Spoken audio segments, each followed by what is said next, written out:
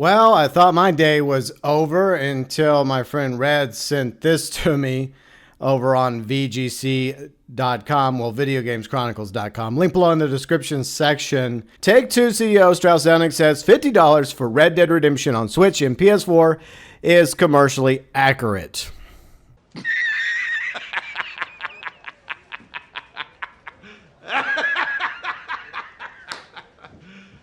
You serious? Take-Two Interactive CEO and Chairman Strauss Zelnick has defended the price of the upcoming Switch and PS4 ports of Red Dead Redemption.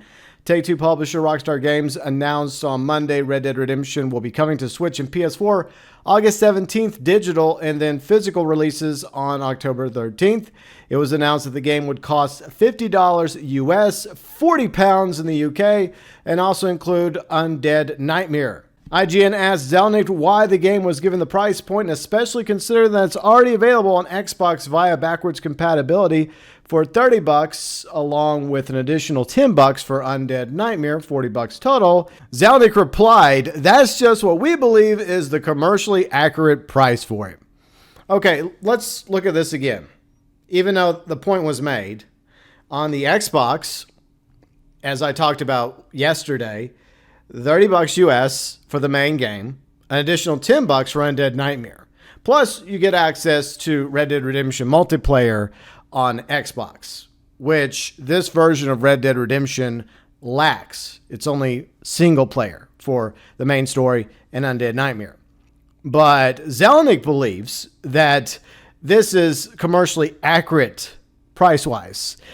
No, Strauss, it's not. I know you're rolling around in, $36 million.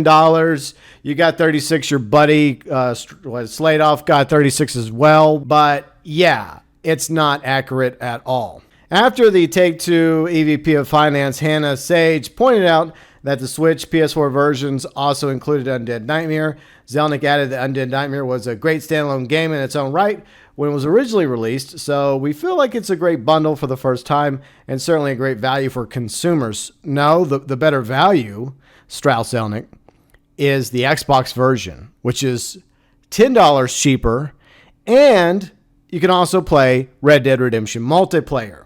Now, credit to Gilly Master. I'll link his channel below in the description section. He had a really good post earlier that compares the price tags of this port for Red Dead Redemption to a remake by Hangar 13, another franchise that I cover on the channel, and Mafia Definitive Edition, the remake of the original Mafia game, is $40 US, and it's also available on the PS4, but it's a full-fledged remake of the original game, and it's $10 cheaper than this port of Red Dead Redemption and Undead Nightmare.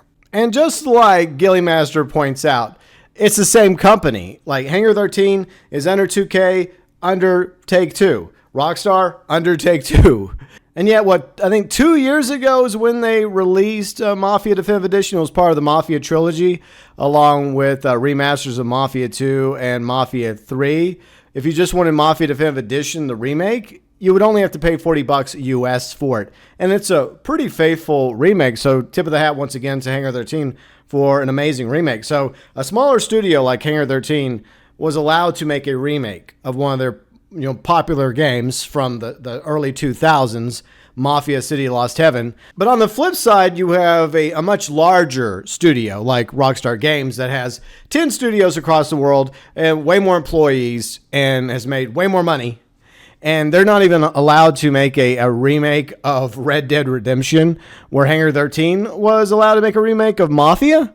How much sense does that make? Especially since people, including myself, who's a Mafia fan, absolutely loved Mafia Definitive Edition. I praise it to this day. But the best that Strauss Zelnick, head of Take-Two, and Rockstar Games can do for Red Dead Redemption is just port the title. I thought that was something you spoke out against a few years ago, Strauss. Funny how your words come back to haunt you. Maybe if this port of Red Dead Redemption, once again, for Switch, PS4, backwards compatible on PS5, included story mode, Red Dead Redemption, and story mode of Undead Nightmare, also included Red Dead Redemption multiplayer, then it might be worth $50. But not only does it lack Red Dead Redemption multiplayer, as far as we can tell, it's just a simple port. It has no improvements, no upgrades, no improved frame rate, nothing. Oh yeah, a few additional languages that will most likely be subtitles. Golf clap. So now that we know how CEO of Take-Two, Mr. Multimillionaire Strauss Zelnick in his ivory tower feels about the price tag for a port of Red Dead Redemption, $50, commercially acceptable and accurate to him. How do you feel about the price tag for the port of Red Dead Redemption? $50, maybe $40 if you compare it to what you can get on Xbox, or maybe deduce an extra $5-10 down to maybe $35 since it lacks Red Dead Redemption multiplayer on Switch and PS4, PS5. Your thoughts, views, and opinions, as always, welcome below in the comments section.